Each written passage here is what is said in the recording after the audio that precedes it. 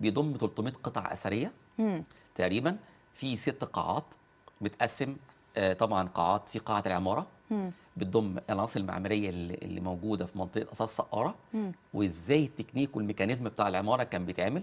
والمهندس ده على فكره كان شاطر جدا. كان عندنا في المتحف قطعه اسمها استراكا دي قطعه حجر عليها تخطيط.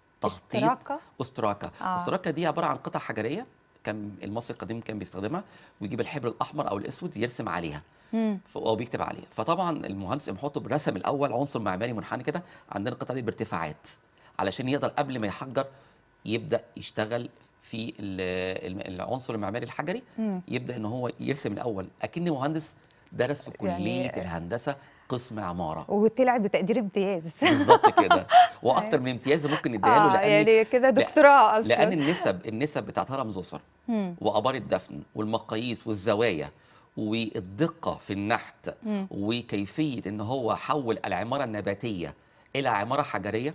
الله، ده على فكره ده مهندس ابن مهندس، ده اكيد. والده كان اسمه كانيفر، كان مهندس معماري، وهو اللي عمل المقبره بتاعه الملك خاصي خموي ابو الملك زوسر. وعلى فكره امحوتب كان من عامه الشعب، كان راجل عادي جدا، واتولد في مدينه اسمها ضاحيه اسمها عنختاوي في منف في البدرشين، اللي هي البدرشين حاليا. البدرشين دلوقتي. فالملك كان بيحبه جدا لدرجه ان الملك اداله اكتر من 20 لقب. زي ايه؟ ناخد بقى مجموعه الالقاب. الوزير تحت راس الملك، ممكن نقول نائب الملك او رئيس الوزراء. كبير كهنه عين شمس، اللي هو كبير الكهنه، اللي هو بيبص لعباده رع او اللي بيبص للشمس او بيتطلع على الشمس، وده كاهن.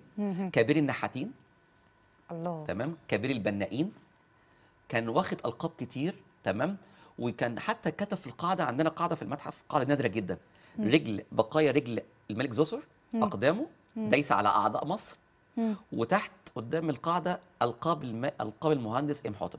وعلى فكره عمرها ما حصلت ان ملك يبقى ليه اثر يتكتب عليه اسمه في افراد عامه الشعب، لان هو برضه عمل طفره. عمل طفره